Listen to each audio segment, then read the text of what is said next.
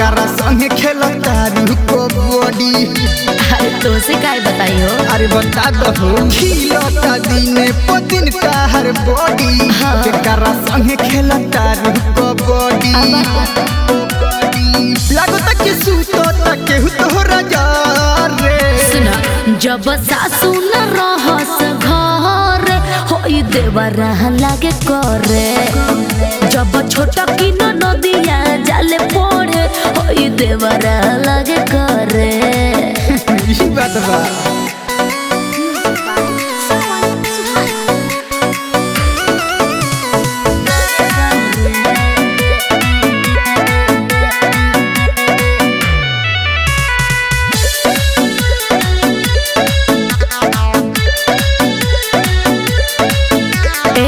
संग ही खाला या संग ही नहाला छोड़ के घर से ही कतही न जाला।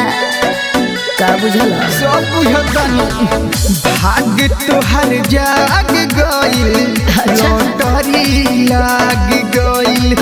मीठी मीठी बात तार गोली दिल पर दाग गइल। भर बज कारू तो तोहरा के धार रे। जब सासू न रहस घर होई देवरा लागे करे। जब छोटा की नदिया जाले पड़े होई देवरा लागे करे।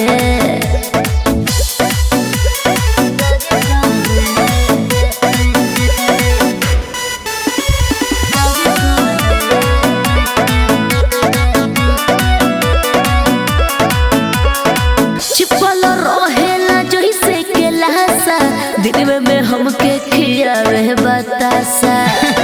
अब का चाहिए लागता कि जेडी से बेसी प्यार मिलता। अरे से मत बोला। दिन पदीन तार देहिया खिलता। इका कहता पूरा देहिया के दुख तोरा हार रे। जब सासू न रहस घर होई देवरा लागे करे।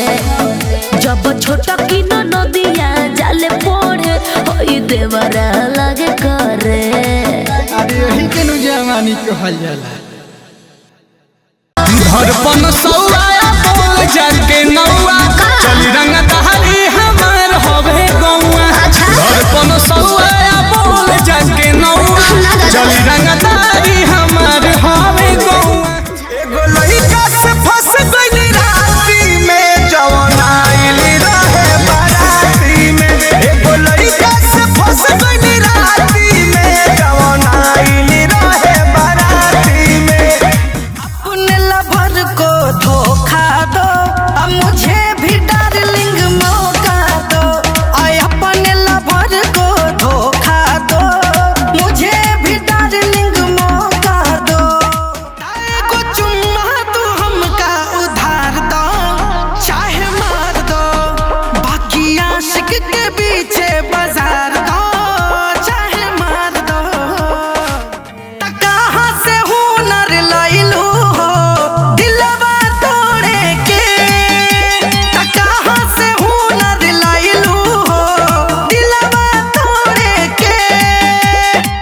हवा बिछावलू की मोइल भइल ओढ़निया। आहे कहवा बिछावलू की मोइल भइल ओढ़निया।